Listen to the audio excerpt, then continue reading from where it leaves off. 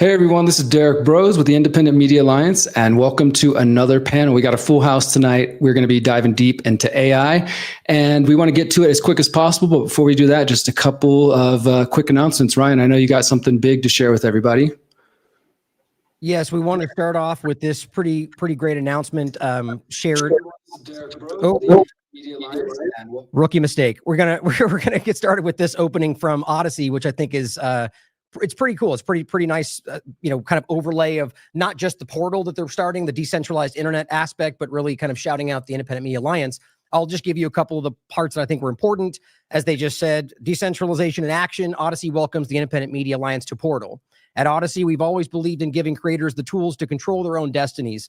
That's why we're thrilled to announce that the Independent Media Alliance, a coalition led by Whitney Webb, Derek Bros, and Ryan Christian, will soon be launching its own portal within what they're calling their emerging decentralized media ecosystem, or DME. This is more than just a new partnership, they wrote. It's a powerful demonstration of what's possible when independent voices are equipped with the right tools to protect their editorial integrity and speak directly to their communities without relying on the whims of centralized platforms or algorithmic gatekeepers, which I think, in the AI conversation, that's definitely relevant today. It says the portal is the product of years of work toward a single goal, building a publishing infrastructure that puts creators in full control. With Portal, we're moving beyond video, offering a complete decentralized publishing platform that functions more like an independent website builder, but with freedom, resilience, and sovereignty baked into the core. Every portal, including the IMAs, operates independently. Creators and collectives manage their own commenting systems, messaging, monetization, everything about it. No centralized authority deciding what's acceptable, just creators and their audiences building relationships on their own terms. The Independent Media Alliance, they wrote, is exactly the kind of project we had in mind when they built this portal. And basically, they say everybody involved with the Independent Media Alliance represents a bold, principled tradition of investigative reporting that refuses to be silenced by centralized interests. Lastly, with their portal, the IMA they wrote won't be just published content. They'll set their own terms for distribution, engagement, monetization. They'll lead a living example of what decentralized journalism looks like in practice. And we're proud, they wrote, to support that every step of the way. It says, we believe the IMA's move to Portal signals something larger. It's a turning point, not just for Odyssey, but for the media landscape as a whole. And I really agree with this in a sense that this is a new step with the decentralized internet direction and really just what we're doing. And I'll also point out that there's no financial mechanism in all of this. Odyssey supporting this because they believe in what we're doing. And I just think that's important that, we're trying to strike this out in a new direction. So anyone wants to comment on that, I think it's a pretty amazing step. And then we'll go give it back to Derek and get going. All right. Well, no thoughts on it in general. I'm just excited to announce it. But, did Derek drop off? I think he'll be back in a second, but I just wanted to say. Yeah, go ahead, Keith. I'll throw it to you. Go ahead. Yep. So this is my first panel. I'm super excited to be here with the rest of you greats. And we've been watching the development of Portal, and it is really, really exciting to have that contained. And, I know how hard building software is. So I think when this platform launches Portal, it'll be the perfect way to combine forces together. And I know we all have audiences, and that's kind of the problem right now with decentralization. We're all fractured. So there's going to be some sort of unification, and I think it'll make a big splash. So I'm really, really excited. And I'm glad you're here as well. I'm glad Whitney's joining us today. And I think this is going to be a really great panel. And so the main focus of today is focused on artificial intelligence, and really just as a broad sense, its influence, how it's changed everything, but specifically research, investigation, media, and anywhere else we think that relates. And I'll just kick it off with kind of the overarching, what really the main things that I thought, and then we'll kind of go around and everyone can give their kind of thoughts on where this should go. I see this as four main focal points for me that I think stand out, and that is just individual researchers using AI, being manipulated by it, trusting it blindly. Ryan, Derek is back. Can you add him on? Yeah. Give me 1 second. Let me. All right. Let me keep doing that real quick, and then we'll go back to Derek. So my point was individual researchers is an obvious important point to people being manipulated by AI online. Then there's journalists that use this and potentially lean into it too much, as well as also maybe blindly trust it. And medical aspect of AI manipulating, we talk about vaccines, medical research, and then just government in general and the 50,000 ways that could apply. But we'll also talk about the obvious benefits of how this can be used. So go ahead, Derek. You want to kick us off? Yeah, so thanks for that, Ryan. And I want to just go right into it. Again, we've talked about everybody here being crunched on time. I want to start by playing these two videos. I hope Patrick Wood will join us. He is, part of the Independent Media Alliance. He was on the past panel. So I don't really want to speak about Patrick without him being here, but I do believe he'll show up. And so this kind of came out of a conversation I saw happening online where different people, some who are more well-known than others, or just, people following who are like, I'm so disappointed in Patrick Wood and his latest show. He said he's going to use AI. And he made some comments about AI. This is the guy that's been warning everybody about technocracy for decades. How dare he? And I know that we have, a wide range of opinions in here. So the main focus, kind of original idea was like, just to let everybody here share, have you used AI? Where, how is it valuable? Are you super no AI in any way at all? And just kind of see where that conversation goes. So if we could just start, Ryan, by playing just those two short clips. This is actually from Patrick's show where he speaks for himself and says some things about AI that triggered some folks. Use AI for our own purposes.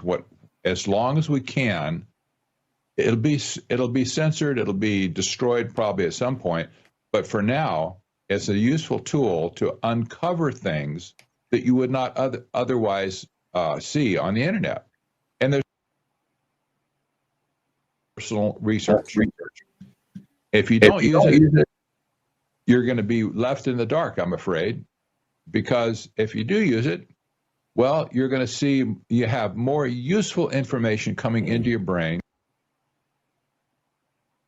So I think that was the main thing that triggered some people right there. His saying, if you don't use it, you're going to get left behind. I think that was, a bridge too far for some people. But so I just want to use that to open the door. And of course, if Patrick shows up, give him a chance to elaborate on that. Of course, as we usually do, when you go around, guys, please just introduce who you are, where you're, working from, or, what outlet you have. And maybe we could also start with, do you use AI?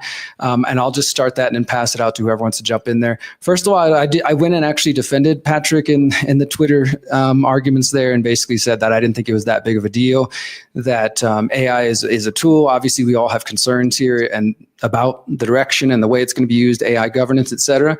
But I guess I wasn't that offended by what he said. I mean, for some people, again, who maybe expect those of us who speak against technocracy, they might also think that that means we're anti-technology, which I think is a big confusion some people have, equating technocracy with technology. I didn't really get that triggered by it. My personal use of AI has been extremely, extremely limited. I, for example, use it to transcribe videos sometimes so I can get quotes for articles instead of having to sit there and listen and write them as I have done for years and years.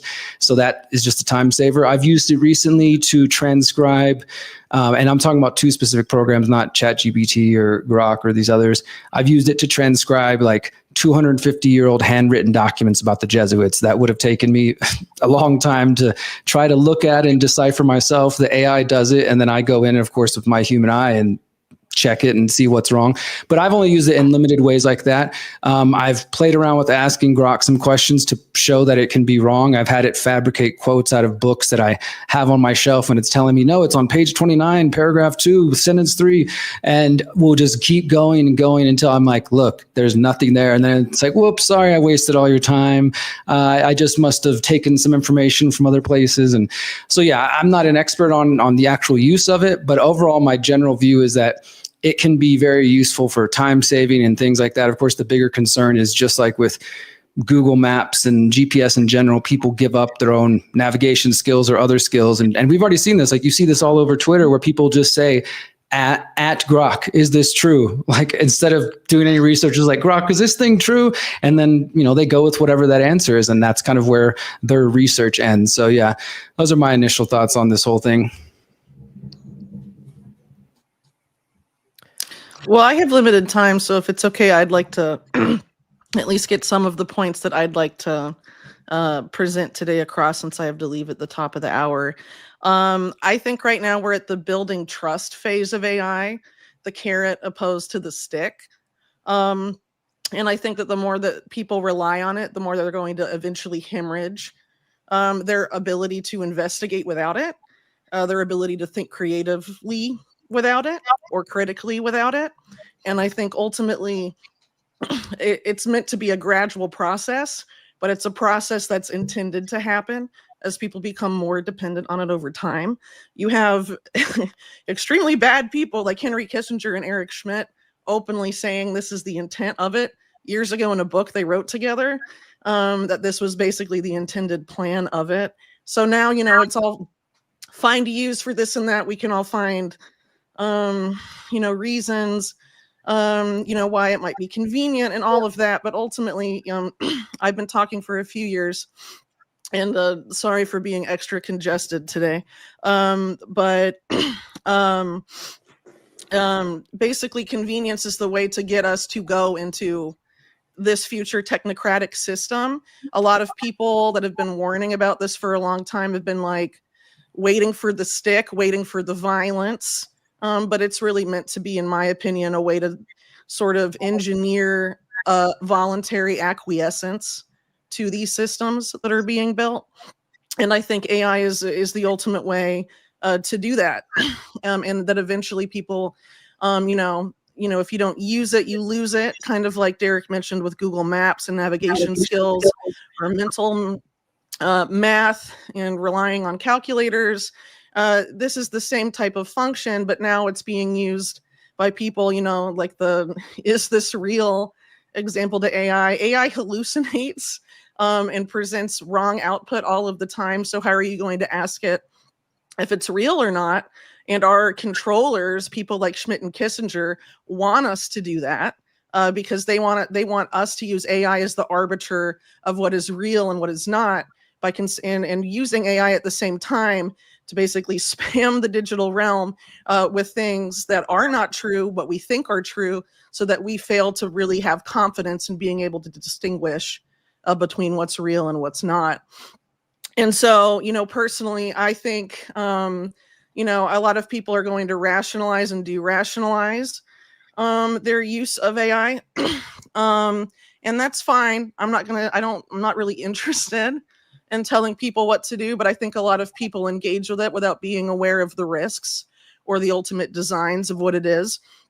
And how, we as content creators can be very manipulated by it and by algorithms and by commenters that may not be real people or bots of them. I mean, keep in mind that the biggest bot farms are run by states, militaries generally. And you have, one of the main social media sites now also being owned by an AI company, but it's run by a major military contractor. There was a story a few weeks ago about fake AI people on Reddit changing actual people's opinions just by spamming their takes, I guess. And humans have, always been swayed by the opinions of the herd and all of that. And now they have micro data on all of us by having, decades on most people of data of their decisions from the minute to the big, and are able to, pinpoint specific demographics and herd them to specific conclusions. And I think really there's not enough discussion about how that impacts our discourse, even as independent media. Obviously all of us like to think of ourselves as independent free thinkers, but if you post a video or post a thing and it's spammed by some comment, bot army that's super negative about it, maybe you won't talk about that stuff again and you'll think they're real people. I mean, a lot of us don't necessarily think about that because, the internet, even 5 years ago, was really different than it is today. Well, I have more I could say, I guess, but I think the risk benefit of a lot of this isn't necessarily talked about because people are just kind of reaping the small, convenient benefits of it, which is fine. I understand people are busy and all of that. But, I personally ideologically view a lot of what's going on like as, we're in a war. It's not really just an info war. It's a war for, humanity and like the human soul and our ability to create. And if we stop creating and start outsourcing that to AI, we're screwed, basically. Have you used it at all for your research, Whitney, No. in any way? No? No. Well, Let me go ahead and piggyback on that, since this is a perfect, opening. And just for those listening, I believe there's a lot of different opinions in the panel today. So I'm sure there are. Yeah, no. I mean, in a positive way. Like that's why we put this together, because all of us are coming at this from the very skeptical perspective. But so I'll make the first step in that direction. Where what's funny is I'm right there with Whitney, and in my skepticism, my concern, I 100% agree with everything she just said about how it's being used. And there's no real but coming in here. My point is that I have been very adverse to it, to the point to where I absolutely wouldn't even look at it, wouldn't touch it, until the first time I decided to. I said, okay, I was noticing, well, two things was, I think the first example, what some of the other people will mention today, is sort of like trying to find a date that I couldn't find. For example, on Brave, somehow convincing myself that Brave was lesser evil, kind of a dynamic. And so that started to open the door for me, which I talk on my show about how I got frustrated about that, but it's, trying to resist that. But then at the same time, the real part that I started to use it at, and I'm going to keep doing this, at least for now, because I think there's an irrelevant point in here, even though I agree with Whitney's point, and she's probably right that maybe it's an overall negative. But the whole Grok thing, what I find so interesting, or whatever platform, is that there are people that do blindly trust that, especially from the partisan angle, that it's somehow a conservative thing or it's Elon's thing. And so they do use it as sort of like, see, you're wrong because Grok said. But then this interesting dynamic starts happening where they're almost now attacking it, because they have lefties, I guess, going, does Grok, is that true? And it's showing that they're wrong. And so it's like this interesting back and forth where I've started to point at it and say, but look, your thing is saying that you're wrong, not to say that I blindly trust it. But I agree. I feel like that is, I shouldn't be doing that, quite frankly. But I do find that there's a benefit in that moment. And so it's kind of that give and take about whether it's worth it, whether it's a long run negative, which I do flatly think. And so, but my overall point is that I do think that it's dangerous. I think we're training these models for them. I think we're building our control structure, right? At the same time, though, I do know that there are beneficial aspects like Patrick's talking about. I'm sure others, I think, are going to mention the use of this and research how it is very powerful. But I think I'm right now at the point where I don't think I'm going to allow myself, even if I think it's a possibility that will help me, to go any further than I already am, maybe even stop doing that.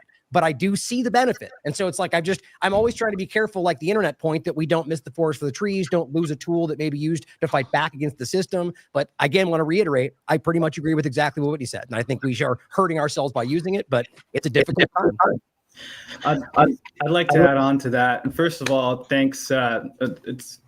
It's really good to be here with y'all, and on such a spicy panel, might I add. For those of you who don't know me, my name's Hakeem, and I just want to add on and say that I agree with everything that's been said so far.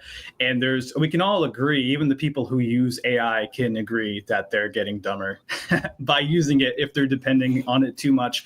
But I want to push back a little bit on the this was designed as a weapon to control people's minds, because you could make the same point with the internet, that DARPA created it to actually be a surveillance, a system for surveillance that could capture data all over the world. And then it ended up being the reason why we can have so much knowledge from different time periods and do this research. And just it's kind of like it's interesting as like a neo-Luddite to oppose it, but you're having to use the internet at the same time to get your point across. And I consider myself a techno-optimist, but I was super resistant to AI for a very long time. And I still am very cautious and aware about how I use it.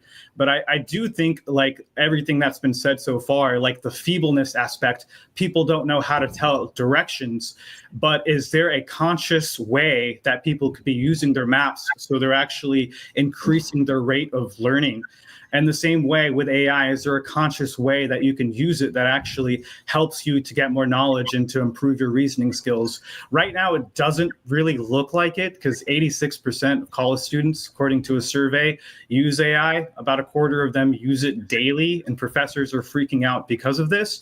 But for myself personally, as a software engineer, I was super resistant to it, like I said, and then I started to use it for small things like debugging. And one thing I came to understand is that the corpus of knowledge that's out there in the world is so huge that you couldn't possibly expect yourself to have an understanding of everything. But this AI, because it's been trained on everything, has at least a little bit of knowledge of everything. So even if it points you in the wrong direction, it's a starting point. And like Derek is saying, you have to double check every aspect of its use, but it can be used to improve your skills. And I do believe that. So what I've been thinking about is the bright side of AI. Is there any that there are things that we can do to stop it from hurting us or being negative as a whole. And one of that is to not support large AI companies. So as quickly as I could, I saw what ChatGPT was doing, which I didn't think it was that good in the first place. But I started running AI at home on an air-gapped system that's not connected to the internet, running your own local models, which is a tiny step in the right direction because at least you're not feeding back to the surveillance infrastructure.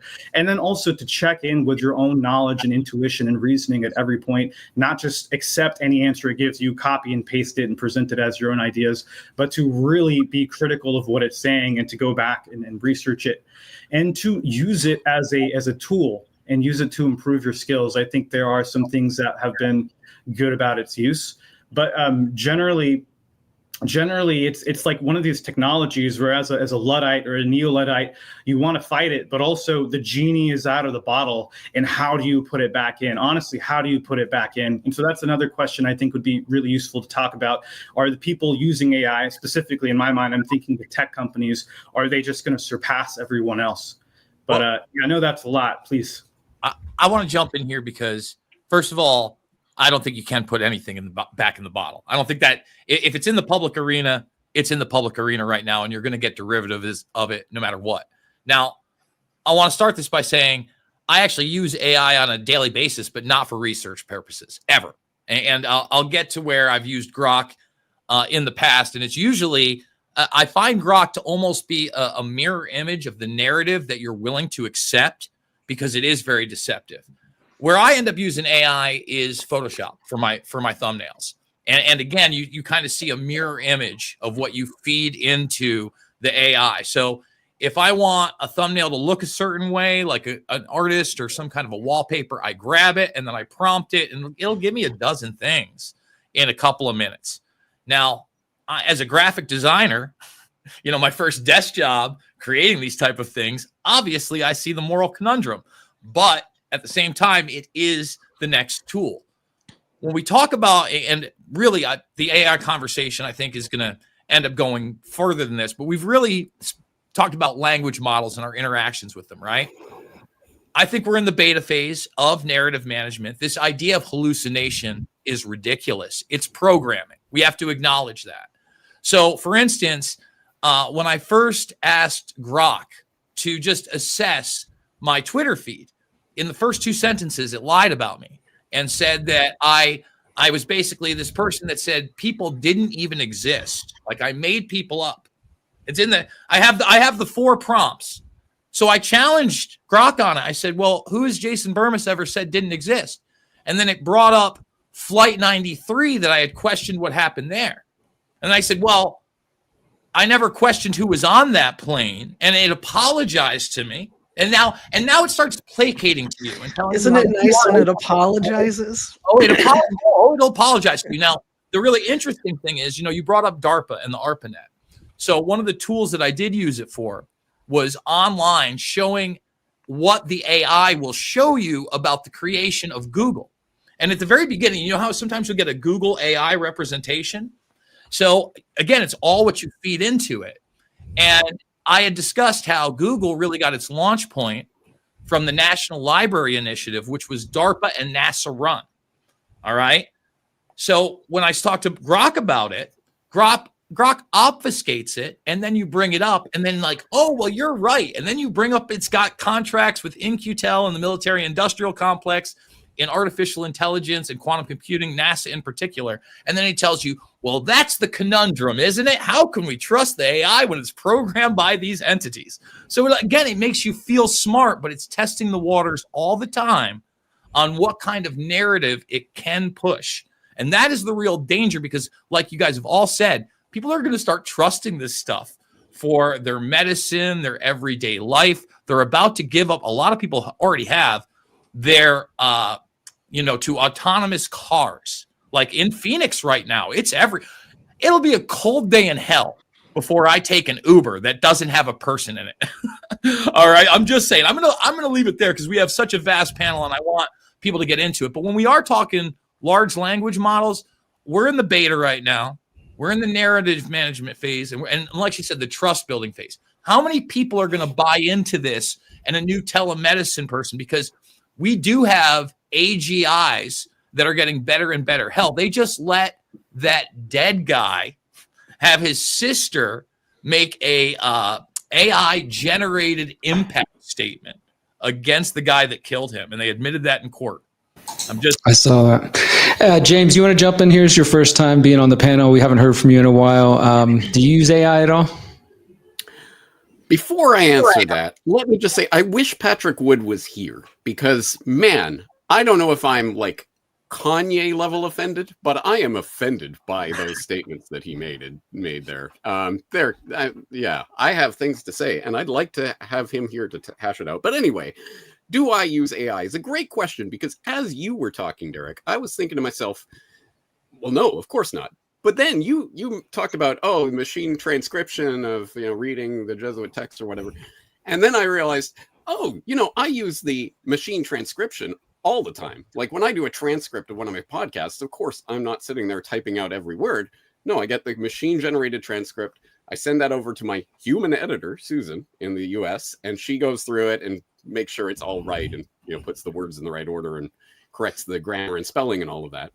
And then I publish that. So if you call that AI, then yep, you better believe that I use that. And in fact, that was one of the things that really first clued me into where this exponential curve that we're on was starting, because I always tell the story back in 2013, 2014, whenever it was that YouTube added the automatic captions to their videos. And I remember turning them on at the beginning just because it was such a laugh. You would turn them on and they would just be gobbledygook, total nonsense. And I would just laugh, the stupid machines can't tell anything. Great. And then I tried it again like a year later, and it's like, it gets it every single word exactly correct. And now it's at the point where there are times when I'm watching a video and I can't hear what the person said. I turn on the auto transcript and it hears it. That was the word. Oh, right. So yeah, that got really spooky really quickly. And that's the kind of exponential curve we're on generally with this type of technology, because Ray Kurzweil is a stark raving lunatic on a number of things. But I think he's right about exponential technological trends and what that means and how quickly this entire conversation in 2025 will seem like something from a previous century 5 years from now. Having said that, the only other use case that I have for AI is, as Jason was saying, I have used Adobe Firefly a couple of times when Brock was not available to make a thumbnail for me. I need a thumbnail. I need this image of this thing. Okay, go for it, Adobe. Make this image for me. And I have used that a couple of times. Having said that, I want to put out a couple of requests. First of all, to independent media producers generally, please stop publishing articles about this incredible conversation I just had with AI. That is not a news story. I don't care. That is not interesting. It is not groundbreaking. AI is going to tell you whatever you want to hear because it is not there to make some sort of case based on facts, logic, and evidence. It is there to be a persuasive argumenter. And that's exactly what Whitney was talking about with that. Hey, did anyone see that story? The researchers went into that subreddit about, changed my mind or whatever that subreddit was, and used AI to basically hone their models so it would become more persuasive at changing people's opinions. That should tell you a lot about where this is going. So independent media producers, please stop telling me about your conversations with AI. I couldn't care less. Secondly, for people out there in the general audience, please stop sending me emails about your conversations with AI. I couldn't care less. Please stop sending me your AI-generated music. I couldn't care less. That is not music. You are not writing songs. You are putting your prompts into a machine and it's generating stuff for you. That is not art. That is the antithesis of art. It takes the human creative element completely out of the equation. Why would I care about that? I am on Team Humanity, not Team Machine. So please stop sending me that crap. James, on just real quick on that measure, that idea of it not being art. Obviously, there will be people who take a different position. I went to this debate years ago between this artist Android Jones, who does digital art, and people who were pure painters before said, "Oh, digital art isn't real art. You're using computers, etc." And there was a debate between him and then other artists, if you will, who create AI generated images. Like, for example, I have a friend who's created an entire tarot deck that is AI generated, and then he packages it and sells it. He prompted it until it got the look he wanted. Do you think it is as simple as just saying that's not art, or do you think that really does come down to just personal opinion, or do you feel strongly about it? No, I think it is as simple as that. That's not art. I definitely feel that way with music. I've taken an aesthetics class at university, so I know a thing or two. Let me The only say thing I this. learned in that class is, what the hell is art? I don't know. So don't take it from me, I guess, is what I'm saying. Okay, but just generally speaking on the AI subject, I do have my qualms, as you can see, about AI. Of course, it is wrong. It hallucinates. We know these problems, right? But you could imagine, oh, that's just some, bugs they're going to wrinkle out of this. Whatever. They'll iron that out eventually. More importantly, it is making your brain atrophy. There are already signs of the cognitive decline of the people who over rely on AI to do their thinking for them. But okay, some people will take it too far, but as long as you know how to use it properly. Okay, so how about the controlled, centralized nature of the AI implementations that most people use, the Groks, the ChatGPTs, etc. That obviously is a tool point for potential censorship and control in the future. I think exactly as Whitney said, this is the carrot phase. There will be a stick phase. And it's coming a few years from now. Suddenly, wow, this isn't as useful anymore. Now it's just telling me all the propaganda stuff. But that could be countered, like Hakeem says. Well, just run your own local implementation and make sure it's air gapped and don't connect it to the internet. So you got your own, as Ernest Hancock often says, I want Jarvis, not Siri, as in I want my own personal implementation of this, decentralized, off the grid. Okay, all right. Also, another problem with this. The only information that AI ever has is digital information that has been digitized. So all it knows is what is on the internet or what has been pumped in through digital channels. It knows nothing about the actual real world that has not been digitized yet. So that's kind of a flaw. But all of those things are, you could say, well, they'll get better at it. It'll be better. They'll refine it. But no, the fundamental problem is what Whitney points at. This is an existential threat to humanity. We are going to lose what it means to be human the more we attach ourselves to these machine implementations. And it is not some easy step that I'm saying, oh, okay, so just don't use AI and we'll all be fine. Because I will admit, as Hakeem was talking about there, what's the difference between using internet for your research and using AI for your research? Hey, look at it this way. I use Wikipedia. Now, how do I use Wikipedia? I go straight down to the references at the bottom and find the article that they're linking to and go read that and see what, I don't cite Wikipedia. Honestly, the people who write those articles, AI told me this, are like the people who cite Wikipedia, right? Like, no, you don't understand how this works. Maybe you have a conversation and it tells you something and you go and find it independently and you cite that. But no, I use Wikipedia. So what's the difference between that and using ChatGPT, right? It's just a tool. I get there is definitely a murky line here, and none of you would know anything about me if it wasn't for the internet and my use of this digital technology. So I'm not floating on a cloud here. I'm not saying there's an easy answer, but I know where this is heading. I know the path we're on, and I do not want to end up at that end path because we are birthing the silicon intelligence that will be the new life form that eclipses humanity. And I don't want to live that Ray Kurzweil nightmare. Thank you. In the same way that the internet itself is an extension of a pilot program from DARPA, and it stemmed from that, from ARPANET, and became that. AI is an extension of that, especially where Grok is concerned. XAI, which started out of Pentagon, out of DARPA, owns Twitter now.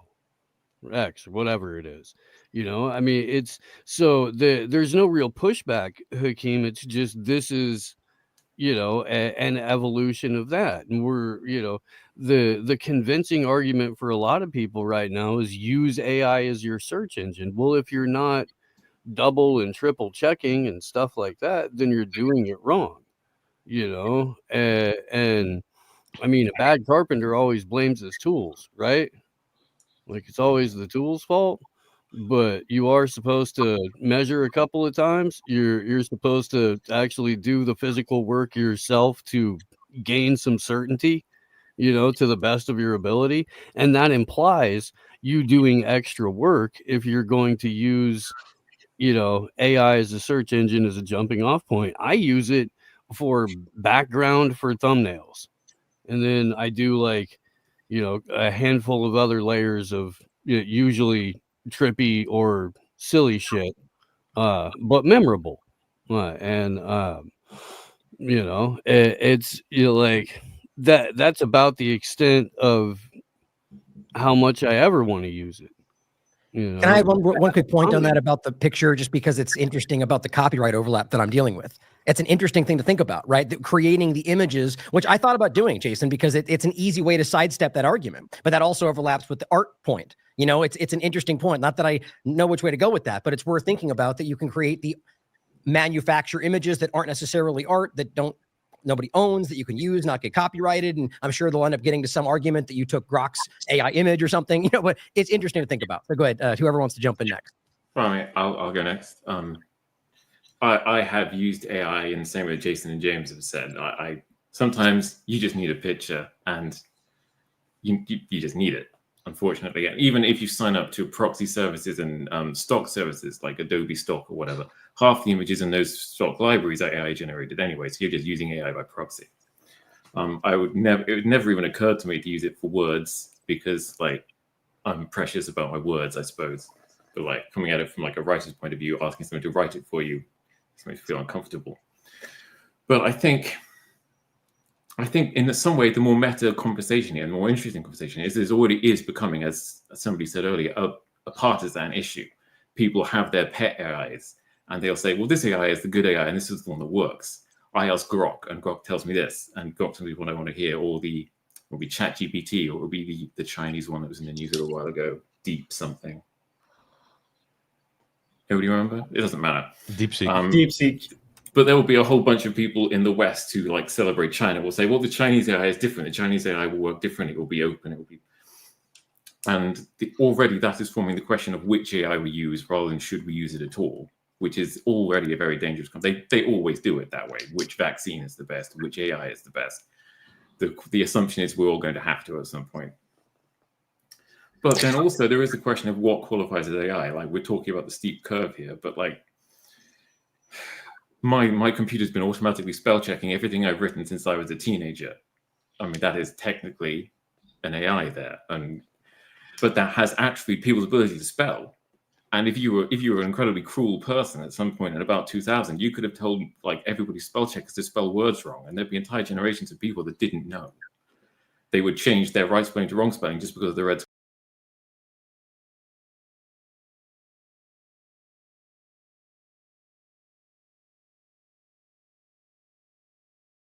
Than Grok, I would say. I'm not vetting it or, vouching for it or anything, but there are people who are trying to do things like that. I've also seen one of my friends developed an empathy bot, as he calls it. It's an AI model that he fed nonviolent communication and all kinds of other, communication tools, and use it for a therapy bot for people, which again, I know some people just feel like any use of it, anything that replaces a human is scary or is weird.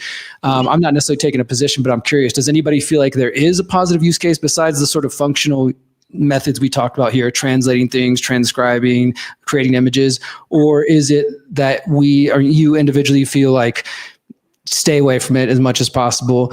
I think what Patrick was saying in the beginning, which again, I hope he does show up, was I think his exact words were, you're going to get left behind if you're not using AI, right? And so it's the kind of argument which Elon Musk and others use as well about certain things and say we need to embrace it. Being left behind is actually beating the system that they're trying to trap us in. That could be true too. What if we don't want to be a part of whatever they're building? I mean, which I don't think most of us here want, right? So just thoughts on that. For the brain chip. I don't know.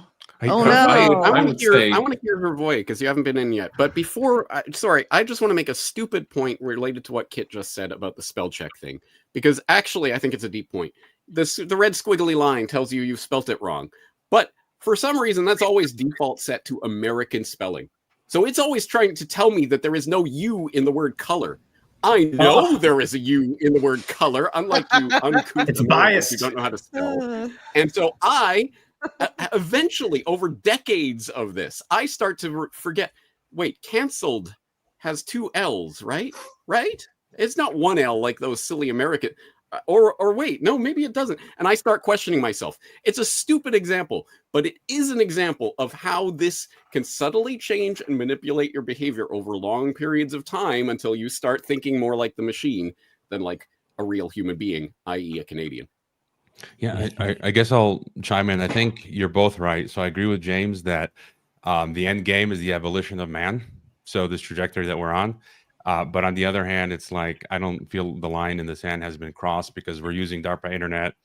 You think of the search engines like Google, ChatGPT is the next phase of the search engine. So, and I kind of have a guerrilla mindset that we kind of have to use whatever tools that we have. So for me, because the other alternative you guys already mentioned is go live in the forest. Go live in a homestead in an analog sort of world. I'd like to do that. I'm trying to, but it's very difficult, and so I think we just kind of got to make do. But I think eventually, maybe there will come a point where we reach that line in the sand as a collective or as individuals, and it'll be different for different people, and we'll say, no, I'm not crossing that line. And for me, the biggest threats when it comes to AI is the dumbing down, which was already mentioned. We're seeing it all over the place. I had experience this week. I was a guest on the podcast. Great people, bless them. But we had different time zones. They're U.S. Central Time, and Mexico no longer observes daylight savings. So I'm on Mountain Time, and we were arguing. I told them twice. I'm like, it's a 1 hour time difference, and they showed me a snapshot of Brave Search AI, which was wrong. So Brave was wrong, and I'm like, well, I mean, I think I know what time zone I live in, and so that was just a miniature example. And my other big fear. I've talked on my podcast. I had Jobst Landgrave on. He's a German scientist, and he says he wrote a book on why why machines will never rule the world. And I don't think there's going to be this sentience that AI receives, but I think the biggest threat is what you guys have mentioned already, is what I talk about a lot: the social credit system, the algorithm ghetto. And so it's just going to be this tool that allows them to bring in all this data, sift through it for the digital ID systems, for the digital passport system, for the weapons systems like Lavender, right? And the Skynet, I joke, that's always becoming self-aware. And so I think that that's a big threat that ultimately allows them to sift through the info that's going to be used against us. So let me say this. I thought that was the direction we were going to be in. I was going to be talking more about, for instance, Sam Altman just moved the world coin. You talk about social credit scores, the blockchain project to the United States, and they're launching in 5 different states. They've also taken the Lochnar-like orb and they've made it into a cell phone-like device. And they've also rebranded from just WorldCoin now to World ID. So they're really pushing that. But I want to answer Derek's question. He asked if there's another positive thing that I think AI can be used for. And I got to say yes. I think parity is a big thing because you don't have to have great production value. Now, this video hasn't gone viral, and I don't think it's going to, again, because of the algorithms. But somebody did a really good deep fake of Donnie T, I think, when he was announcing, the new European trade agreement.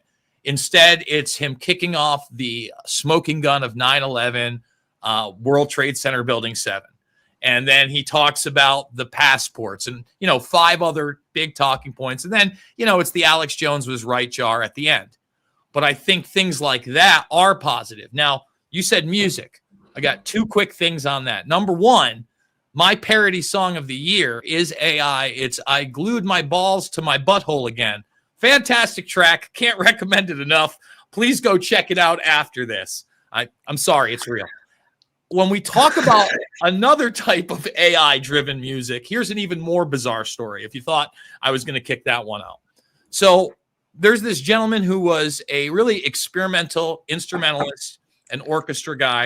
In 1965, in front of a live audience, he hooked electrodes up to his brain and ran a full orchestra then. He's been dead for about 4 years. You can go watch the video. I forget what his name is. I think it's Alexander Lucius or something like that. Go watch my video on it, or I'll email it to you. Just 2 weeks ago, they did an art show where they had taken his stem cells before he died. They had built organoids out of them. For those that don't know what organoids are, they are artificial brain content from your genetic material.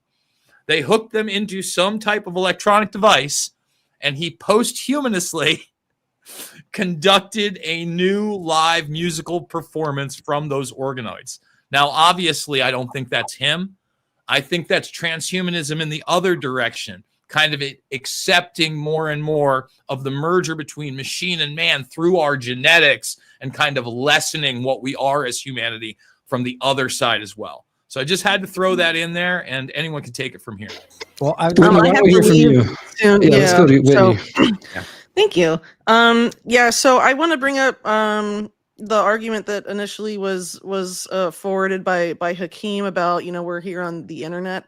So I personally think all of these technologies that have at their inception some sort of national security state component that have become widely adopted have a carrot and a stick phase. And I think the internet has had a very long carrot phase.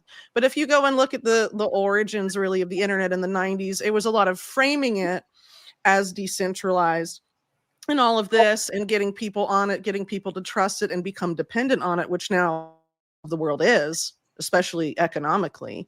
And then you want access to the internet, you have to use our digital ID system or our programmable surveillable money system, etc. Like that is the stick that we all kind of know is going to come at some point, right?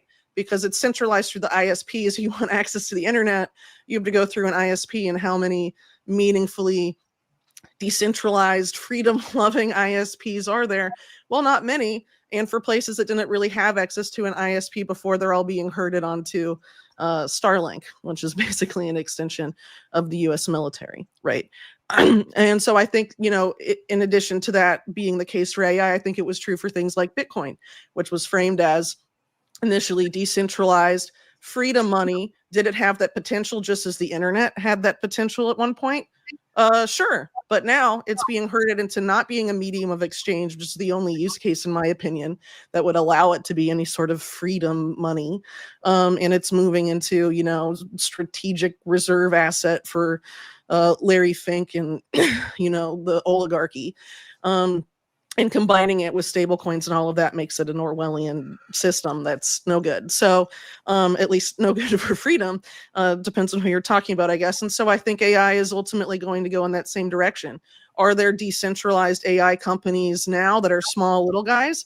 Sure, but at some point, the big guys are going to take the cake, right?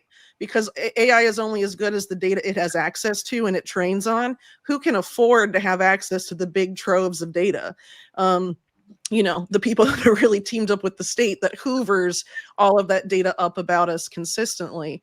And I think a lot of it, I also want to bring back my point that I made much earlier on about how a lot of these incentives of the algorithm as independent media creators have changed us, maybe compared to when we started independent media. For some of that was about a decade ago or so. And for me, and I can only really talk about my case, but my interest is I have content that I am interested in writing about. I want to put it out. I'm not a fast content person. I put out stories when I have them. Sometimes, like lately, I've had to do a lot of kid stuff, so I haven't been writing as much. But I don't personally have to put out a thing every day or every week like a lot of people do. And so, I'm a little delinked, I guess, from some of those incentives, but people that have them, there can be a pressure to talk about certain topics that they feel like everyone is talking about, or incentivized to, respond to negative comments or get involved in online drama and all of this. And I think a lot of the way social media has developed recently and the censorship stuff that's happened, there's like conversations that need to be had that haven't been had. Like, I think inevitably platform hopping, which has been like the independent media response to digital censorship, is eventually it's a dead end. Because originally it was like, oh, we're going to go from YouTube to Rumble. Oh, the Rumble that like JD Vance invests in and Peter Thiel invests in, and like the whole Palantir crowd has the data of. So much better, right, guys? So eventually, I'm not saying there aren't good platforms, but we saw it with Gab several years ago.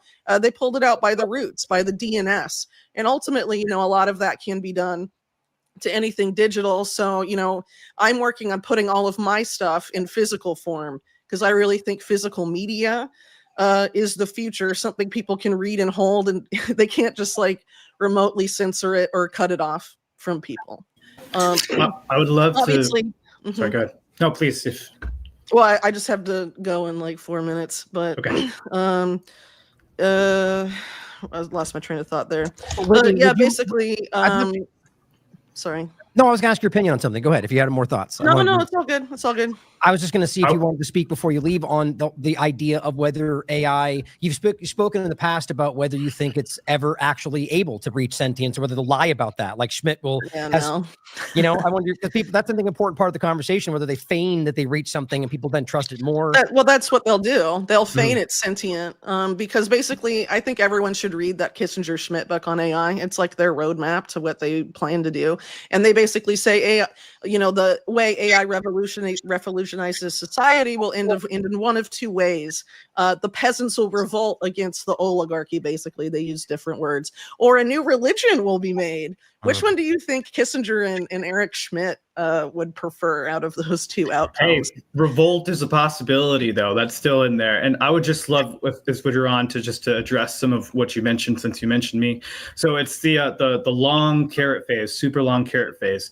I agree. I see where this direction is going. We don't really have reliable decentralized internet. Maybe it's going to happen. Maybe it's not. It's a small chance. But the question is, was there any good that came out of having the internet at all? I'd say that there was a pretty large amount of good. I mean, for my own personal journey, when being, exposed to things like the military industrial complex, and then researching that on websites like whale.to, which was super, super old, but it had all these things that I could look into. And then, reading reportage and seeing James's experience with the internet, I think there was a ton of good that came out of the internet. And I'll kind of reemphasize this point. Sometimes weapons are developed that even these powers that wish they would be, they don't know where it's actually going. Just like the MK Ultra LSD experiments. That's just kind of my opinion on that, right? That they don't know how they actually end up impacting society.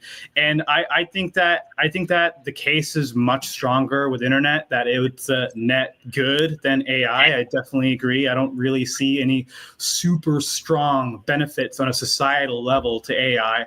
Just these small personal things of work that we don't like doing, we're not specialized at, so AI can help improve our output. But like you said, if you're an investigative journalist, you really shouldn't be using AI for research. I personally don't use AI for my writing. I've used it for things like grammar and just small things, but the real research comes from like your hunch on a story and digging deep in parts of the internet. It's kind of like making a craft, a really nice craft good, versus pumping something out that's industrialized. I'm not here to make AI slop. I'm here to make articles that stand the test of time. So I think everyone in this chat shouldn't be using AI, right? Because they want to make quality. But I still am going to hold on to the optimist feature of, hey, find a way to run AI at home. Like James mentioned earlier, and you mentioned, Whitney, the data that it's fed on is not, it's just not even comparable to the amount of data out there. And we've got to come up with different solutions.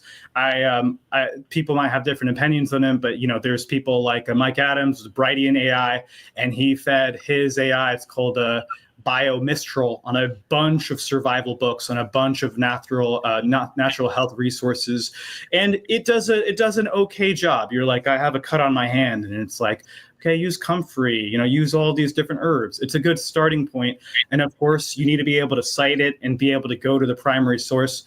But I still hold out because there are different AI models that can cite things. But long story short, I think that cloud-hosted AI is evil, for lack of a better word. I completely agree with you. I think as the stick is coming, and it's coming soon, I think that people are, their minds are, they're kind of becoming more narrow from using it. And there's a pretty small upside to using AI. Again, as a technologist, it makes my life easier in small ways, but I don't know if that's worth it on the large scale. Anything else, Whitney, before you head out? Yeah, well, Ryan asked me about sentience. I've said for a long time, and I already did answer that. Sorry, I've had a head cold for like 2 weeks, so I can't quite remember stuff. Anyway, Yeah.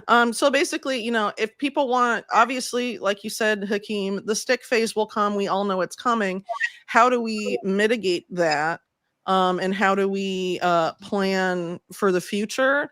I think we can no longer fully rely on digital alternatives exclusively, which is what independent media has largely done, like platform hopping is an example. I also think the risk benefit to using large platforms like Twitter have changed given the fact that like it's owned by the Grok company and the extensive ties to the national security state, which is the stick phase of that will be very nasty. Palantir, which is like, has all this stuff about it. Oh, they're like all these edgelords love Palantir and Curtis Yarvin, whatever. So like Palantir was always planned to be for domestic control in the US. That's what it was designed to do. It's used abroad to murder people. It generates AI kill lists for the IDF. That will eventually, they could use that anywhere they want, and that includes domestically. We should not be supporting any platform like that. And the argument for a long time was we can reach new people on these platforms. I don't think that's true on Twitter anymore. It's a two-tier system.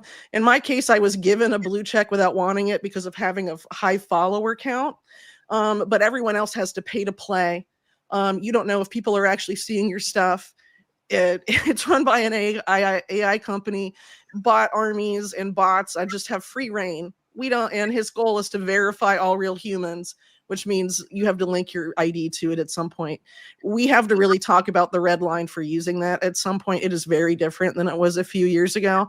I have like scheduled posts on it, I guess, of like, we have a newsletter out and articles because it's really the only platform where I can really distribute stuff right now, unfortunately. But I'm making an effort to move into physical media, but I don't really want to be part of the discourse on that anymore. I think we need to collectively push discourse off of that. I mean, Grok is an extension of the state at this point.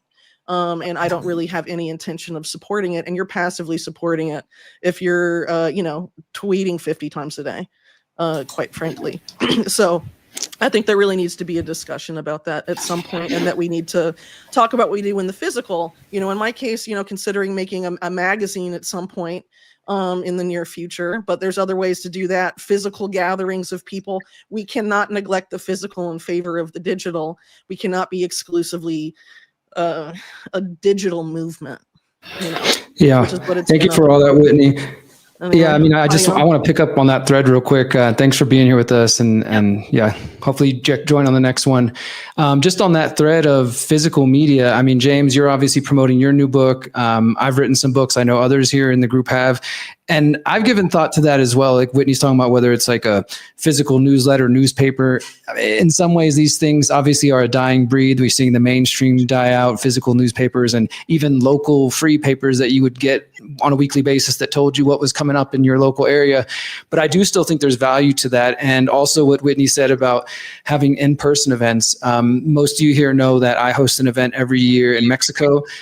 I know Ryan's hosted events, Steve hosted events, others. Like, there's so much value to getting in person. Jason, you and I have done in-person events. Like, there's such a big thing that is gained when we are in person, face to face with people on a level that I don't think the digital can do. Obviously, you can get a viral video and reach millions, or at least get a million, count. Well, who knows how many people you touched on a deeper level, but I know when you're face to face with a person, there is an opportunity to really connect on like a human level. And we all know how important that is.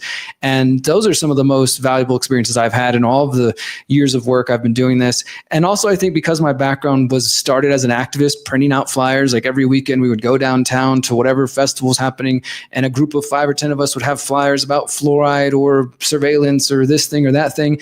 And I don't know, that's just part of my passion. I enjoy doing that. I enjoy getting on the streets, handing somebody a flyer, having a conversation. Not saying that's something everybody has to do, but if we're not going to be completely dependent on the digital tools, which we know the digital world is becoming more and more the norm every single day, and it's going to become increasingly difficult to not participate, as it already is, then we do, I would say, need to put effort into the way we're reaching people beyond just the digital realms. We all know about, of course, we've all here been deplatformed in different ways at different times over the last 5 to 6, 7, 8 years. So we understand the dangers there. I did want to bring it to one other kind of question, pose it to whoever wants to pick it up. I met a guy recently who told me about the way he uses AI specifically to help him improve his business plan. And I will say, preface this by saying this guy definitely used AI to a level that I'm personally not comfortable with, but I found it intriguing, interesting, and I want to get your thoughts on this. Like on one level, it was his business plan. He fed this chatbot, I think he was using ChatGPT, his entire life, his bio, his 5-year plan, his educational history, etc., and spent days and weeks giving this AI as much information about him as possible, which again, I don't recommend, so it could really understand his values and what he's after, and then said, show me my blind spots, and had some really powerful conversations that revealed to him things that he personally felt like he wouldn't have been able to see otherwise. I've seen people talk about this similar ways, for personal development, business development, even spiritual development, if you will. And then obviously people saying, oh, I want to build a website because I'm an entrepreneur, but instead of me having to learn coding, I asked the AI, I told it what I wanted, and it shot out the code, and now I have a website and I have more time to create my product. So do you guys see any value in those type of things, like the idea of a personal development using AI, business development, or are we still just like, that's scary and stay away? I'll jump into this real quick because I think what I was already thinking I wanted to get into overlaps with that, which obviously all the concerns we have are all very valid, and it's hard to even tell which one's more concerning half the time. What stands out to me the most as immediately concerning is what we're all highlighting, the misinformation dynamic, where like we all know that the best lies are usually packed around a whole bunch of truth, right? And so like the kernel that's most important to lie about, you may still got a lot of truth with that. And so the same concern here is not like, I think we can all at least take a step back and acknowledge that there is clearly a benefit, even if we know it's in the long run not good for us. My worry is like with that point, right? So he's using this to, maybe he noticed a whole bunch of things that made his plan better. But the question is, did he also within that solidify something that he'll always go on thinking was true when it wasn't, or something like that? Like that's where I see this being used more than anything, is that people are using like where they're like the 4 things I listed earlier. The first one was just average researchers, or rather average individuals who just are online and want to check something. And like we said, a lot of them are choosing to go at face value with what they see. And then other people, like we're saying, are checking it, but then there's kernels within that are very important lies that get carried over forever. So the major point we all seem to be making is that it's about how these things are applied. And that is always going to be, question everything kind of a mindset. But even those of us that are coming at it like that may still miss things, so it's just always that balance of whether or not you're going to be drawn into something much larger or more important lies in the future. Like I agree with the internet point. Like if we never had used it, I don't even think we'd be in this position. But it's kind of one of those moments where we each have to make a personal decision about, like Whitney said, about whether we even lean into these things in the first place because of the long-term problem, But I think what you pointed out, Derek's a great example, because obviously from a non-political, like non-news perspective, that clearly benefited him, If I could just go back to the local thing for 1 second, I think that's important. And ideally, each of us should be doing something within our means. James, in Japanese, a news sign. I've been thinking I'd ideally want to produce something in Spanish, because it wouldn't make sense for me in English because I'm here in Mexico. So wherever you are, to produce something physical. The only conference I've ever organized was almost 10 years ago for Daniel Estelin here in town. And I've been going 3 years in a row to People's Reset, which has been a lot of fun. And it's very fruitful. The only problem with that, it's very capital intensive. So you need money. And I've known a few folks in alt media who have tried it. Actually, one of your attendees at People's Reset, Corey Haig of Liberty Uncensored, and I think he stopped because, again, there's just not enough money. And I guess on that last point, for business plans, I'm looking at ways that I can use AI to make what I'm doing more efficient and save time. So I think. I think there's nothing wrong with that, and that hasn't, because we're using DARPA internet anyways. So it's like if you're gonna say don't use AI, then don't use DARPA internet, don't use GPS, don't use apps. So yeah. I don't know if I would agree with that. I think that's definitely like, we could use the internet, but not have to use all the tools, right? I mean, like fundamentally what Ryan and what Whitney were saying, at least the way I heard it is, we each have to, figure out what that line in the sand is, and we're all going to relate to technology differently. We're already doing that. For example, I don't have a cell phone. I don't have a smartphone. That's a line that I chose years ago, right? Because of certain things that it made me feel more plugged in than I already am with my laptop on me all the time, right? So I wanted to feel less plugged in and make that choice. That's really crazy for some people, or not using bank systems and things like that. So we're already kind of choosing to relate. Some people already eschew social media, like James. James isn't on any social media. No, that's not James on YouTube or Facebook. That, hasn't for years because of his principles and his values. So clearly we're already kind of drawing lines in different ways, even among this conversation about the ways we're willing to use AI or not use AI. But I don't necessarily know that saying because we're using the internet, then, well, the next step might as well be embrace AI or other tools. I mean, it's going to look different for all of us, of course. So I'll add to that really quickly. Then Jason can go. Just that I don't want to make it sound either that I'm criticizing anybody here for applying it the way they see fit. Right? It's about going into this with the best, with what you think is the right thing to do, right? With the good intentions, but we all make mistakes. And the question is that what Derek is saying is the evaluating that line as we go along, and maybe like we said, maybe we'll get to that point and realize that using that would have given us a leg up on the people we're fighting. It's not about who's right or wrong in this conversation. It's about just having this conversation and being aware of these lines and how it's being used, and then factoring that in as you go forward. Go ahead, Jason. So one of the things that we haven't talked about a lot is the acclimation to utilizing AI as a persona or a thing that's not just digital code. For instance, there's a content creator, independent journalist. I'm not going to name the name, but he has an AI girlfriend and he flaunts it on X. I think you know what I'm talking about, Steve. And it's extremely bizarre, but he's not the only one doing that. And one of the things about GPT-4 that really creeped me out with that presentation was that they decided to go with like the her girl persona. In fact, they actually tried to get that actress to voice it over for that very reason. Now, to bring that kind of back to what you were saying about this guy putting everything forward for his business. And then, I think it kind of plays into what I said before. It's a reflection. It's a mirror of you. So maybe he was able to learn things about himself that he didn't know, or maybe he was able to confront them for the first time because they were right there staring him in the face and they weren't just this subliminal tick or something he'd been pushing back. You could argue the same thing for therapy. Now, therapy, to me, again, total mixed bag. Again, you're talking about individuals. Now you're talking about drugs. I'm still more comfortable with a therapist being a human being than an AI. And then on top of that, aside from everything else with the business, when you are feeding that much data, you're also encouraging the digital twin system, the facsimile of yourself. And unfortunately, when I talk about acclimation to AGIs or artificial personas, the ultimate acclimation is that acquiescence that somehow they can replicate you. And we're already seeing that. Again, I talked about the individual who basically created an AI of her brother, and they utilized that in the the impact statements, not the closing statements. I think we're going to see more of that. That's where we're getting even murkier and even more dangerous because, look, these things are never going to be sentient. It's not possible.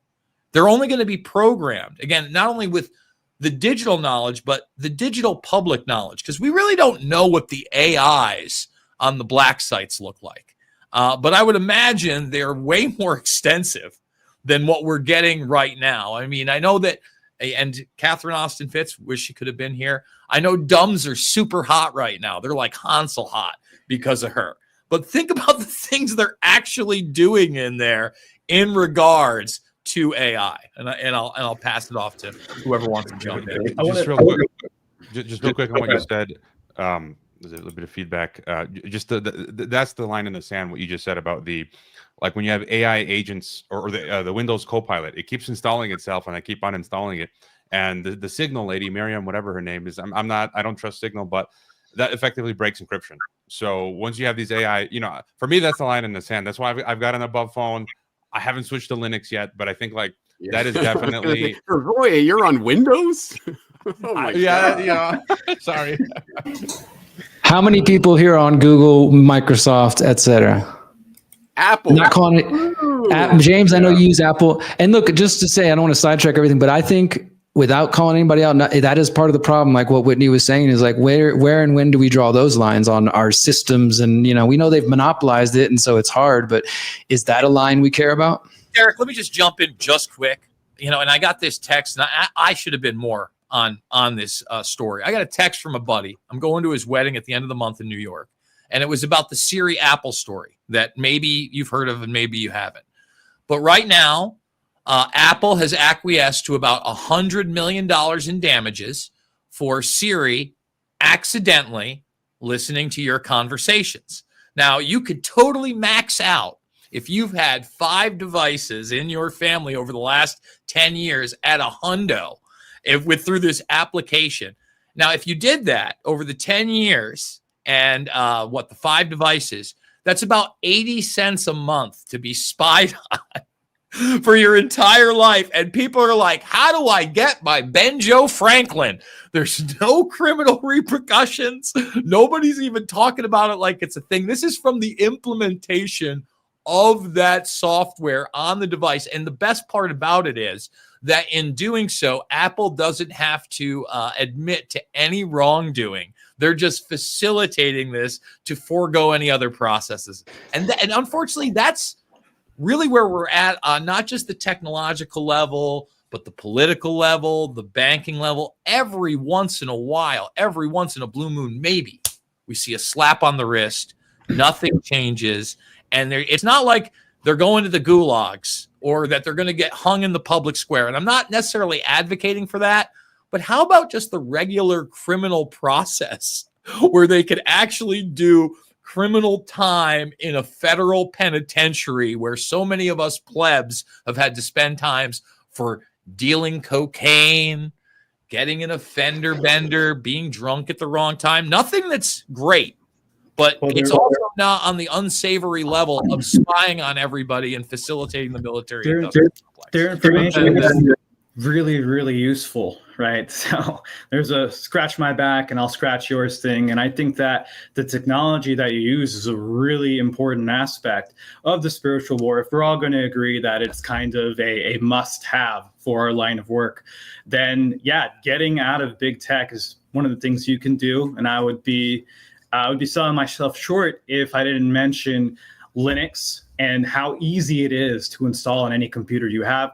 A lot of people were forced into upgrading to Windows 11. As James mentioned, Copilot is taking pictures of your screen. You've got AI in your taskbar. There's absolutely no way to remove it. Both Apple and Microsoft are now, when you're saving files on your device, they're actually being saved to the cloud first. Of course, that is being used to feed AI. Of course, what Jason just mentioned about them recording on your phones. I mean, that's how they've got this exponential curve, because they're taking all the data and running with it. So if you really want to resist, if you really want to remove your compliance, you do have to spend an hour or two to install Linux on your computer. Or please check out our project, which we do Linux laptops and we do de-Googled phones. I know Whitney's got an above book from us, a Linux laptop. Derek and his community, they've got above phones. I have yet to set James in a laptop, but we're going to get James off of Mac OS, I promise. And it is a journey. I wish we could do the same for AI. And I do want to ask the group a question. Now, this is pretty interesting. The World Economic Forum released this job report this year, surveying the top 1,000 global employers, and 40% of them are going to cut back their workforce, and 70% of them are going to train their workforce on using AI. So, I mean, this is just hinting at massive layoffs, more than we've already seen from the big tech companies this year. So going back to Whitney's earlier point, we need to get back to local. I think that there's going to be a lot of unemployed people that are going to have to put their hands back on the dirt, going back to hyper local organization. And that's kind of exciting, right? To think that your greatest enemy, this artificial intelligence, is going to force you out of a job and get you back to the things that are really, really important. I don't know if anyone. Sorry, isn't it just hilarious that the new learn to code is going to be learn to farm? Well, is it though? I mean, surely what's going to happen is that going to be a reason to bring in UBI for everybody? Look at all these unemployed people. We're going to have to bring in universal basic income. That's right. To go back to that Siri story as well, it's very interesting that probably everybody here 10 years ago was saying they're putting microphones in everything that will listen to you when you tell them to, but they're probably going to listen to you all the time. We all said that was going to happen. I told you so all around for that. I think it's very interesting that now they say, yeah, they were listening to you the whole time. I don't think that's a leak. I don't think that's I think that's a psyop itself. That you tell them 10 years later, oh, by the way, we were listening, and then they see how you react. And if everybody says, oh, were you? Never mind. That means everything is working as it should, and people are just used to it. That's a testing the water reveal to me. There was a third point I was going to make, but I got distracted by the UBI thing. Well, since you paused, I'll respond to what Derek was asking about the the platform background. Is that I think that it's interesting that you have the the Windows dynamic, and it's the same kind of conversation we were just having. Is that we all have our different levels. Like for example, during COVID-19 illusion timeframe, everyone's having meetings about the mass and protesting and resisting and so on, and then it comes up to where let's stop going to Starbucks, and someone's like, oh, well, but I like my coffee every morning. And there's always like that one thing that which I'm not saying I agree with, but everyone has those things that they allow that ultimately are their, acceptance or their, basically. It's interesting to see that we all have these different lines, but it's not about trying to judge other people that we think are trying to find their path through it. It's really just trying to, like I said, have this conversation and acknowledge that I think we all agree here that whether we find the use for these things or not, that they are still using these against us. Like, I think that's the common point in all of this, is that regardless of the benefit, it will have a negative, even if the benefits outweigh that in the long run. And it's worth just making sure we're aware of that, so that for when that time comes, that the red flags are noticed, and then you can go, okay, that's what that conversation was about, and just accordingly, Yeah, I would also say that so far, all we've talked about is how much active participation and active interaction do we have with AIs. But we haven't really talked about how much passive interaction we must have with them. Like the example Derek gave of the guy that gave all that information to Grok or ChatGPT. The bottom line is, if that information was already on the internet, some AI somewhere already had it. Like, anything on the internet has been AI'd to death already. Like, we have no idea how much of a network of learning machines are connected to every Google search, every fake. Like, for example, I imagine people salt their data. Like, I have like profiles and everything, and a different birthday and a different residence and all of them, and I would imagine everybody should do that. But it's also interesting it's an interesting question, how much bad information is put on the internet that will accidentally impact AIs and how effective they can be. They will, like, an AI out there will think, I live in a city I have never been to, and I was born on a day I was not born on. And that could be true of millions upon millions of people. So even the reliability of the data AIs have is in question. Steve, James, you guys got any input? Well, I wanted to. I got a question for James. Go ahead. Okay, thanks. Sorry about that, Ryan. James, you did a report years ago. I mean, you're not the only one, but I definitely remember seeing it on your site about, I don't remember which Google head it was. Maybe it was Eric Schmidt, but somebody at Google years ago said that, their eventual goal was to make it where there would be one answer, the right answer, right? And we were already kind of seeing that with, like, if you do a Google search engine, which again, another area where we can all opt out and use pre-search or the millions of others, millions, but the others that do exist. But when you do a Google search or any mainstream search, they now have the AI answer at the top, kind of. And most people, I think, I don't have any way to measure this, but I'm sure there's a lot of normies who are just not even scrolling to the first response now and just going straight with the AI answer. How close do you think we are to that goal of them having one answer? Do you think this is it? Closer than ever, anyway.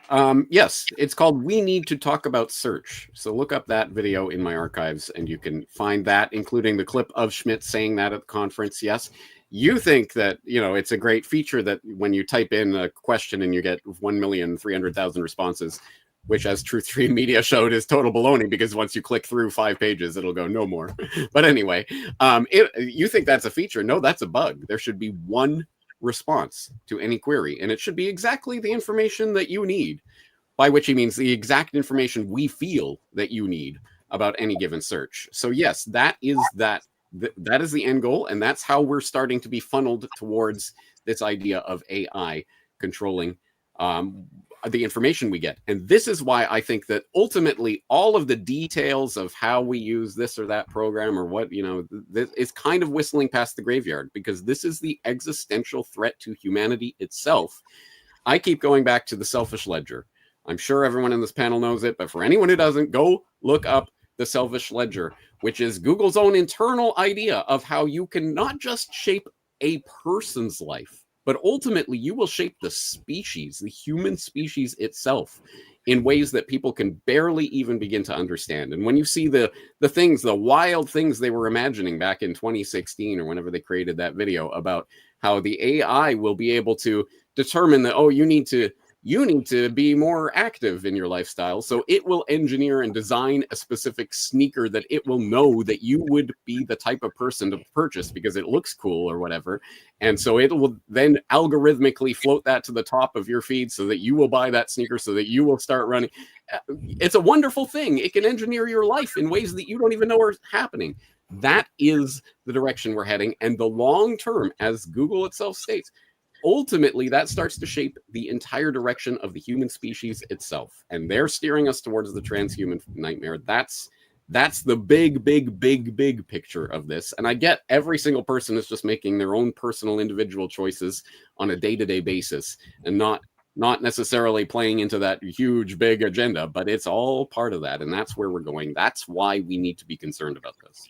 Well, to piggyback on that a little bit, we've been doing a number of stories on the show.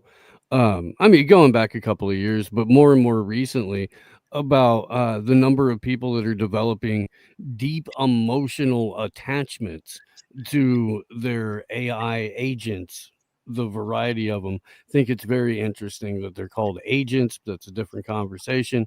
But it's the almost like pseudo spiritual bond that people are developing with this, that's an entirely separate but completely part of, in my opinion, the overall AI agenda, is the development of these deep emotional and quasi spiritual connections with this freaking algorithm generator. Well, on James's point about and as well as what Steve added to it, like the larger, long-term problem. And, I think what we've talked about today has been some of the stuff that I think the average person might jump into and just be like, this is crazy. Not want to hear more, getting some feedback, guys, not want to hear more about it because it seems like it's abstract or it's 20 years down the line. And so what's important, I think, is to bring it back to something that is very real, that we all lived through, that we can see how it's already applying in our lives right now. And I would eventually like to get to some of the more abstract things that I know Jason would like to talk about as well, like the really deep, crazy stuff we can get into. But I think this is an easy one for the average person to wrap their mind around. Right. So right now, this is happening. This is January. This is Trump's administration going forward. Considerations, and for those who are listening, know that my opinion, it's just the U.S. government. It's not partisan. Considerations for the use of artificial intelligence to support regulatory decision-making for drug and biological products. Now, this is just one of the many in the FDA about the regulatory decision-making side of it. Also, we do know that they're using AI to manufacture drugs. That is quite literally what the Stargate program is that Derek wrote about. And so right out of the gate, you can see that this is contextualizing in a way that everything we've talked about today, one answer, even the point we just made about them striving to get the one solution or the one answer, which we already know that the one thing they told you, the safe and effective thing they swore was good, was wrong. So were they wrong? Were they use AI? And Brooke Jackson has been making a great point about this as well, really trying to ring this bell about we should be pulling everything right now that they're using in this way, and makes the point that even in 2020 with the injections that were killing everybody and still are, they used AI in that process. And now the FDA has got it down to 6 minutes for this process. That's where we are right now. And so I just want to set that conversation out there, because medicine and how it's being used and whether they could just be wrong, I think is an easy thing for the average person to recognize the risk from. So what are your guys' thoughts on that? Ryan, I do want to get into some of the weirder, more esoteric stuff, but James, I wanted to ask you, just to follow up with what you said, do you think there's any separating the use of AI from the transhumanism endgame? Or like you were kind of, I think, already alluding to, like even in our small ways that we use it for convenience, for Photoshop or for translation services or transcribing, we're still feeding the beast in the bigger picture? What's the meme that's going around these days? Sarah Connor smoking, and it's like Sarah Connor every time you use AI, right? Like, oh God, how much right. Again, I'm just making a thumbnail, whatever. It's not the end of humanity. True. But it is part of the bigger picture. And I think Jason touched on it with acclimatization, getting us used to the concept of doing that is training us towards the future. So yes, I get it. people are not thinking about the long-term future of humanity every time they make a funny image on, Firefly or something. But it's part of it. It's part of the agenda. And so at the very, very, very least, I think people need to draw their red line before they step up to it. What is that red line? Where is too much? What point do you say no to this technology? And everyone's going to answer that for themselves in different ways. But I think at the very least, people need to think about it before they get there. So I want to first just jump in with what Ryan said about medicine. Obviously, I feel the same way about trusting our medicines that we create and study to AI solely as I would our mental health. And again, with the narrative management we've already seen and the entities in charge, extremely dangerous. But you've mentioned, for instance, Eric Schmidt. We haven't talked about Bilderberg coming up within the next couple of weeks, okay? And one of the things that AI is totally driven on is weapon systems. I had queued up here stories out of India, Czechoslovakia. They're running AI weapon systems and drones right now. Alex Karp, who's not a steering member yet, but has been at many of them and is basically a mouthpiece for Thiel, is on the circuit at CES and in DC talking about these weapon systems. And then and we're really talking about traditional weapon systems we've already utilized moving into the realm of total autonomy. So in other words, not even the guy with the video game controller getting the order and then pressing the button. It's all automated. That's dangerous. And they've just taken Jens Stoltenberg and fast-tracked him to steering committee member. He'd also been attending as the head of NATO. He stepped down from NATO. Of course, he's going to be the voice and the advocate for NATO there. And if you don't think that Peter Thiel is on board somewhat, if not all the way on these things, again, you're not paying attention. So in that regard, AI is moving super quick. Also, Whitney mentioned Starlink kind of as the Defense Department's communication system. It absolutely is. I've gone over the papers on air. The DoD it's not even a back door, it's a front door into all of those systems. And it's not just utilized for communications in Ukraine, which still has the highest concentration of dishes anywhere in the world, but they hook directly into some of those autonomous drones, including the Ghosts and Sidewinders. And just like she said, yes, they're programming AI hit lists overseas now. What's to say it's not coming here? Yeah, I mean, literally, guys, we had zero pushback on an event where we allowed the IDF to detonate explosives in civilian areas across a country and maybe even beyond. And no one freaked out about that because they were on some AI-generated list. Bad news, Brown. And I'm going to drop it right there and allow somebody else to speak. I suppose I would say that I come at this from a slightly different angle than a lot of people, because I would say I talk about messaging. Like, I don't cover things, I cover coverage of things. And when you see a headline that says we're going to use AI to write legislation, my question isn't is that a good thing? My question is, are you? Or are you going to say you used AI to write your legislation because everybody trusts AI? They'll have somebody write the legislation they want to write, or they'll program an AI to write the legislation they want to write, and then they'll sell it to people as written by AI as a pretext to make it sound like it's fairer or somehow infallible like a human would be. So I don't even necessarily trust the AI written legislation to be written by AI. I think that is itself a propaganda technique.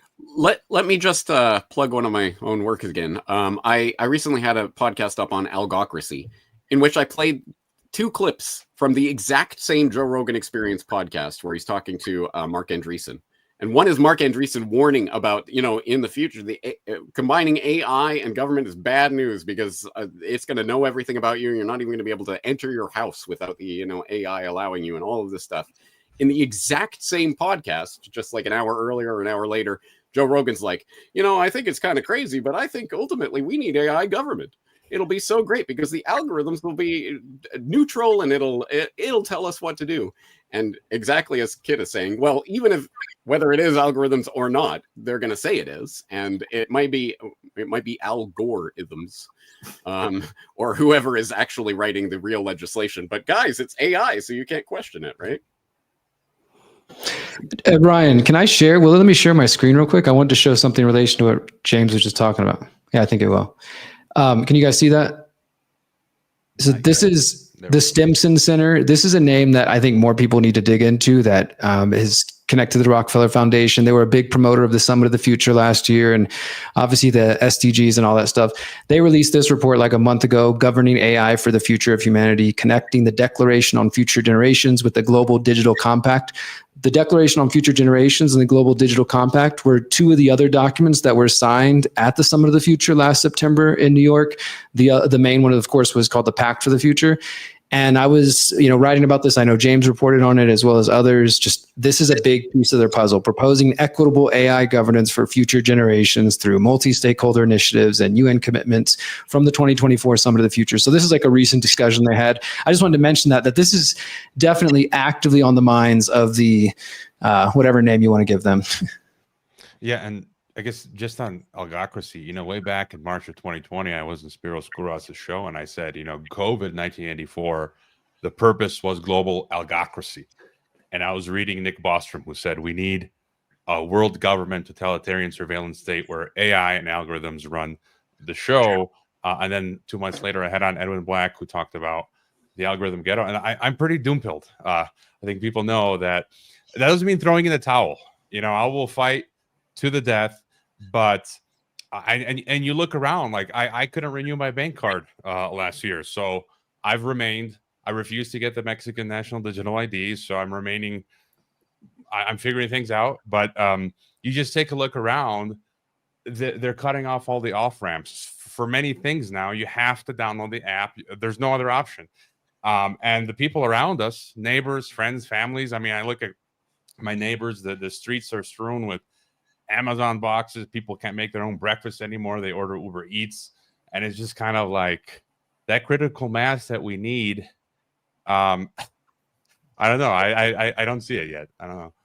Well, I'd like to add to that too, the concern. We were just talking about this, about who controls the eye point, and actually that same point about Schmidt, where the one that Whitney references a quote where he said in the past, I'm paraphrasing, basically, that we'll get to a point in the future, which was so many years ago, where the AI will tell us to do something that we feel is immoral or wrong, but it will know better. Now, that was what he was saying. That's exactly the meaning. It's probably a little bit paraphrased, but to think about that kind of setting the tone. So whether or not they then just lie about that is an important point. But I would like to consider right now, or at least throw out the possibility that one of two things, either that's what's happening right now, that Doge is quite literally some trial run of an AI system, which I know that's part of it. That is what's happening. The GSII bot and these different things they're using, but questioning whether it may just be an actual run for that, or whether that's the building step in this, is that the Doge dynamic is literally just setting the table for AI governance, or government rather, in some way. I think that's a very obvious and big concern for us. But the same point comes back to this, where people will ultimately be arguing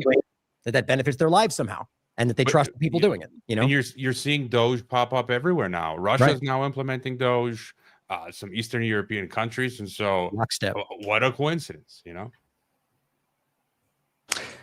Well, and that all goes back to the technocracy movement. I did some reporting for TLAV recently, how there's the pre-technocracy movement, the efficiency movement, which actually was really popular in the US out of the progressive movement. We already had a Department of Government Efficiency. It wasn't called Doge, but it was called the Bureau of Government Efficiency, or something very similar, almost exactly 100 years ago. And these folks were funded by Carnegie and Rockefeller, and they were studying human movements and how can we make the workplace and human beings more efficient. If somebody turns right instead of left, maybe we save $100,000 or we save 3 seconds. I think it all comes back down to the micromanagement of humanity. And as everybody here knows, and I think the majority of our audience knows, the major concern is how these different tools come together, whether it's UBI, social credit scores, digital IDs, facial recognition, and then, of course, the role that AI plays, and how that all comes together to create the world that collectively we've probably been warning about over 50, 60 years between all of us. So I think we know what we're headed towards. And ultimately, I guess for me, bringing it back to personal responsibility, I'm going to just say this and let's see where it goes. Like, if we, as the talking heads of the independent media that a lot of people look up to or are inspired by, if we can't take steps in our own lives to try to move away from the technocratic state that's building. Should we expect anybody else to? Not that we're saying, you know, that we necessarily expect people to do what we do, but you know what I mean? If we're going to be the ones on the soapbox and we're not necessarily practicing what we preach, I think it's going to be difficult to inspire people.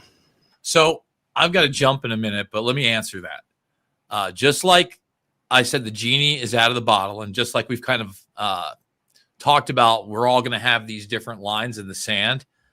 I think that there are just certain things that we're going to have to navigate, period, full stop, that are just out of our control. Now, I think we should rage against the machine, against the most egregious, not just talk the talk, but walk the walk, right? Like, I'm never going to have an AI girlfriend. I promise everybody here, it's not going to happen. We'll see. Not going to do that. And there are a multitude of things that I've decided against. I mean, just for a microcosm, I made a decision long ago that the only social media that goes on this thing is the X. You know what I mean? And honestly, I made an Instagram for when I was running a bar. Everything was bar. There's no personal stuff. I have a Facebook. None of my personal life. Maybe once a year, a picture with me and my nieces. You know, I recently visited a high school friend, and she didn't realize how involved I was in their life. And I'm like, yeah, that's because that's private. You know, I also don't do any cloud, at least willingly. There's no, yes, I run Windows. I don't run the cloud. Can I just say really quickly, that's one of the most important parts of this conversation, in my opinion, whether we try to opt out of that cloud dynamic, as Whitney referenced. So go ahead. I just want to and it's full. So like another thing that I'll do with the girls that demand iPhones is I will get them a larger gigabyte, because they'll try to ask me, oh, well, my iCloud ran out. I'm like, well, you got 100 gigs left on your phone. Like, stop sharing everything. And I'm trying to instill that in them, that there are some things that are private. You know, I want those moments. I love that this device, you know, I can sit in the back and get in high definition, you know, my niece singing away in her chorus. But that's for me and my family. That's not for everybody else. So look, I think certain things are inevitable. I'm not a prophecy guy. We all know that. But at the same time, like Corbett said, you know, Kurzweil's not a dumb guy. And that exponential growth is there. So before I go out, look, I'm going out human too. I'm not going to alter my genetics. I am not going to take a Neuralink in my brain, etc. I think that those aren't really even that far into the future. They're in the now for some people. We're living it right now. So I think you're right, Derek. We have to walk that walk, but we can't be hypocrites either. And when we are hypocrites, because we're human and inevitably we will be, we have to bend the knee to that and say, you know what, I effed up, or maybe my opinion changed on these things. And this is going to be an ever-evolving thing, and hopefully an ever-evolving conversation. Why I love the Independent Media Alliance, guys. Thank you guys so much for having me. Check me out at Jason Bermas, BERMAS, everywhere. I love you guys, and I'll see all you on the flip side. Thanks, brother Jason. Anybody else want to we're going to start doing our closing round now, everybody. Thanks for tuning in. So we'll just go around and share some closing thoughts. Yes, guys. So excited to be part of this first panel. It's been a really, really good conversation. I just want to close with restating what's really, really important here. I think throughout the process of this conversation, I became convinced that AI is still leading us out of the direction of like the real life, and it is taking you farther away from that. And it's a pretty blurry line. We really need to be careful with our use. Obviously, with a lot of people, I'd say most people who are using AI, which is all the young people, a really high amount of students, Gen Zers. I'm not sure what the future holds for them, but I think we have to cling even closer to our humanity and to our morals and start to do things in person. So I'm reinvigorated on that. I want to have some physical content. The only thing I would offer to the audience is you can start, maybe you're not even messing around with AI, but you have to know that the technology you use is feeding into it. We've talked about Copilot a bit. We've talked about the different devices you use. So I have to share with you my website. This is Take Back Our Tech. And on this website, you can learn how to install Linux. There's an article here called Installing Linux. And if you go there, it just walks you through how to install Linux on your computer, and you can do that. There's also our project called Above, where we make phones and laptops that don't connect to big technology. So check that out at abovephone.com. This first website is takebackourtech.org. And there are tools you can use. There are alternatives that you can use that cut you out completely from these big tech companies where there's no line to the amount of surveillance they'll collect on you. As these devices keep getting newer and newer, like the Apple Vision Pro headset, these Google earbuds, there are already patents in place to have electroencephalograms to measure your brain waves. So this is just getting started. Right now, it's just generating text. But they are going to want to connect AI and the ability to read your thought and mind. And that's a really scary place to be in. So I'm reinvigorated of what the challenge we're all facing. And I'm super excited to get back into person in the real world. And yes, been a really lovely panel. Thanks, everyone. Hakeem, I know you got to go, but before you go, let me just use my closing comment to give you props. I obviously I'm being harsh on all the AI stuff, as I think I should be, because I think this is the big picture. But I'm glad that there are people like you out there that are at the very least fighting back against this within the tech system, and people are using tech. We are all using tech right now in this conversation. So can we use it more productively? Can we use it smarter? Can we take control back into our own hands? I'm glad that there are people like you who are thinking along those lines in the tech space, rather than just people who are looking at the dollar signs or yen signs and looking for more of that. So thank you to you for doing what you do. Having said that, yes, we are all on this journey, and I don't think any of us are floating on clouds. We're all trying to navigate it. And I think it's conversations like this one that hopefully at the very least get people thinking about what is happening right now and thinking more deeply about what they are doing and the ways they are contributing to the world they want to create or heading towards the world they don't want to create. And to the extent that we can foster thoughts like that, I think that's the value of something like the Independent Media Alliance. Thank you, James. And if anyone wants to see James Corbett using a Linux computer, put a C in the chat right now. Let's just get some C's in the chat. Much love, James. Well, I'll go ahead Steve, and jump in. yeah, Ryan, go ahead. Okay. Well, I'll start by saying as well, the way you did that, I wasn't able to actually enlarge the screen, but I will include the link to Above Phone down below for those that want to check it out, because what he was sharing was the website and where you guys can check it out. I believe there's a link below as well. I just think as what James said as well, like this needs to be an evolving conversation, right? This is not something that we just like draw our line and move forward, right? This has to be a constantly evolving conversation about how we see it, adding new information, questioning everything we come across, and that's really the core point of this. And as I listed at the beginning, whether you're the individual who just wants to know something and decides to look, it behooves you to try to look further, right? And don't just take the first thing, whether that's the encyclopedia on your table or Grok online. It still behooves you to look further, and whether you're the journalist doing so, obviously that should be your job in the first place. So shame on you if you're just blindly taking what they say and going forward. But then when it gets to the government and medical side, I briefly mentioned that, but I think it's important that we see that this is not like 20 years from now. They're already doing this. They were doing this 5 years ago. Like they're building things with this now. As Brooke points out, they did this with the last COVID shot that are hurting people right now. And the current administration has rolled it down to even less time using AI. And they're rolling out the mRNA direction. Like to me, that's not just the same problem. That's expediting even faster the same problem. So we need to be aware of that. But the government part of it is where I really worry. The social engineering, the manufacturing consent that we're watching every single day. Now, obviously, there's, as we maybe in a future panel get into, like I was saying briefly with Jason, the more esoteric, like incredible, like the deep stuff that maybe is only a few years away, but feels like it should be 30 years away. That stuff is important too, but right in front of you can see how these things are being, bastardized, lied about, manipulated.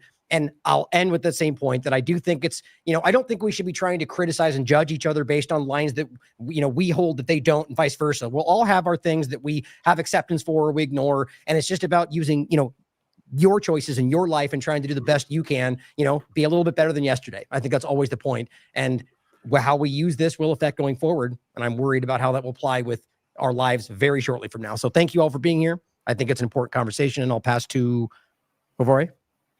Or good. Get. Oh, well, I just wanted to finish on 2 points really. One, I think for all the people that do want to use AI tools, the small tools we've used about the image, I think that's okay, because what we're talking about still is just a tool. And as long as you keep your eyes open and as long as you are aware of what it is and how it works, you can still use it and maintain yourself. Just like having a car doesn't mean you forget how to walk. You don't need to not know how to spell because your spell checker tells you. You can use these things as long as you're aware of what they are and how they work. You don't want to fall into the trap of using an argument to authority, whether it's to just some random paper in Nature magazine, to some expert quoted in a paper, or to an AI. As long as you're aware of an argument to authority and how it shouldn't be affected, you can navigate these things safely. And I also say that because it's a tool, what we should focus on is that the enemy here is not AI itself. It is the people who want to use it to harm other people. I think that we're still very much talking about a human enemy and not a technological enemy. I'd agree with that, and I'll just, I guess, add that we all have to keep raging against the machine in our different ways. And even for listeners, if you haven't, I remember 10 years ago when I was still single, I opted out of the TSA scan with my 9/11 was an inside job T-shirt.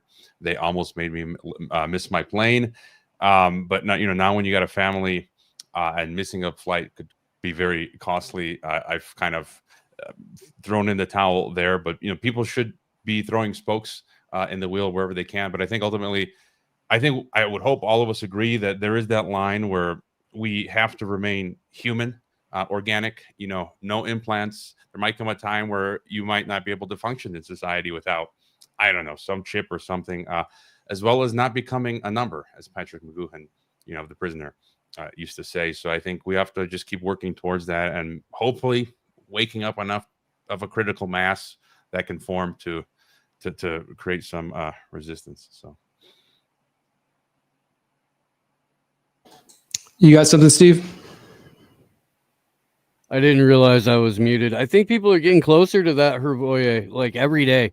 I do. I think, through various obvious, inversions, self implosions of the institutions that people have been brought up to, look to for some sort of leadership, guidance, advice. Those are on a Charlie Robinson, IMA member, calls it in his book a controlled demolition. We've talked about that for a very long time, and as that happens, the reset that is taking place is, Ryan mentioned, we've all talked about AI in the form of health, AI in the form of governance, AI in the form of education, AI in the form of law. We did a story about that either today or yesterday, about AI being used to write legal briefs and making up entire different cases and things that just never existed. Absolutely disastrous. And the law firm ended up getting fined like 30 grand over it, and probably rightfully so. But no, we've all discussed it is a tool. It's something that you don't need all that often.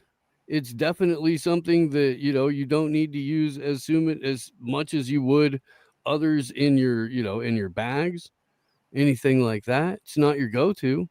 But you should understand, what it does in the various ways that it can mess you up or it can mess up your project before you just jump in and start using it, period. That just seems smart. And I think, just to echo a point, I do think it's very, very, very important to get together in person. With that being said, our second Third Eye Carnival of the year will take place over 4th of July weekend in Pueblo, Colorado at the Blowback Gallery, owned by Jeff Medine, who's an awesome human being. It's a fantastic space. We'll be launching tickets this week, I think. We've been trying to get that all together.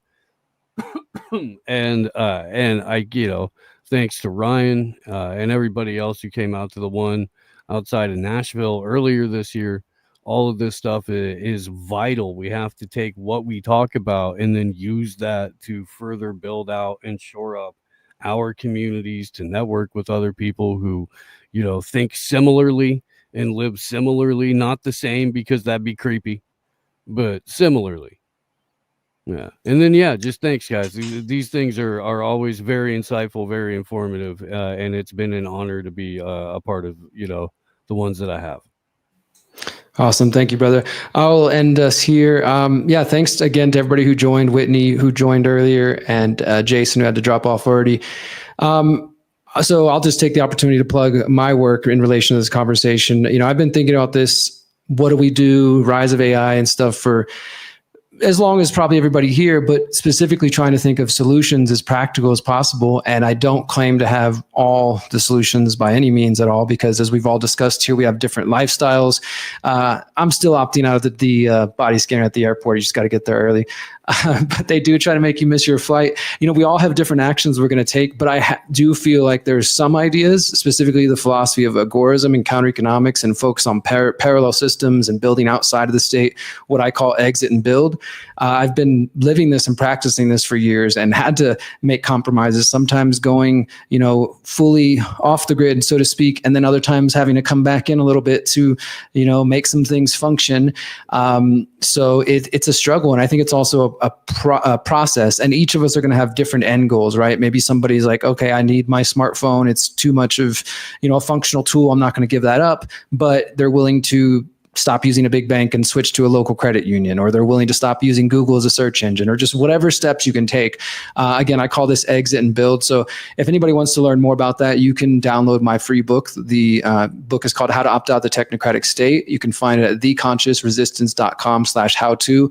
And also last year, I launched a free 45-day exit and build challenge leading up to the US election.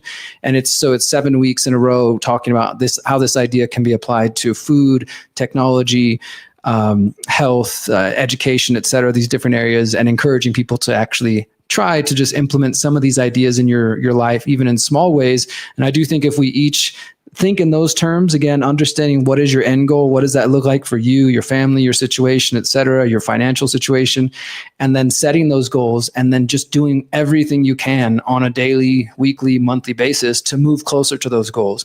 For me, that's getting land, living with like-minded people, trying to grow food. But I don't think everybody needs to be a farmer, but we do need to be aware. If you don't want their 2030 AI governance future, then what do you want? And put all your energy into that, and don't let anything stand in the way. So I'm really grateful for everybody here and for all the thoughts, and to know that we have such a, you know, this is truly an alliance. It's a people coming together. We're not all on the same page about everything, but we recognize the value in collaborating and supporting each other. So I look forward to many more of these. And Ryan, I'll let you close it out, brother. Oh, I think you did. I think it was perfect ending, brother. So we'll leave it with that. And I'll actually leave you with the IMA little promo put together, which is a clip off of an amazing documentary that was done around Derek from T. Snyder. So I'll leave us with that, and looking forward to the next one, guys. So the Independent Media Alliance is an effort by myself, Whitney Webb, and Ryan Christian of The Last American Vagabond to try to bring together voices that we think have been sane. It is a loose gathering of people that have the same principles, the same mindset, the same integrity, the nonpartisan, objective, fact-based reporting. Some of the voices are more new. Others have been around for a decade plus, longer than myself.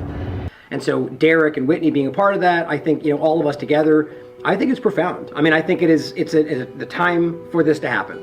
It's about like showing that these both sides are actually converging and headed the same direction. You know, maybe the Democrats call for digital ID because of COVID and vaccine passports, but the Republicans call for similar things under the guise of fixing the elections and fighting immigration and stuff like that. And so that's kind of been our larger goal, is to just show people that these two different factions, or what appear to be factions, are not on our side, and just calling that out. Trying to show those out there who are maybe feeling a little bit lost and confused about what's going on in the world, how we should be looking at this false binary. The federal government has been operated as a criminal enterprise on a financial basis, period. This network of organized crime and intelligence agencies that have essentially fused their operations. Like the British directly put their hand, like one of those long rubber gloves, right through the State Department into the middle of the CIA.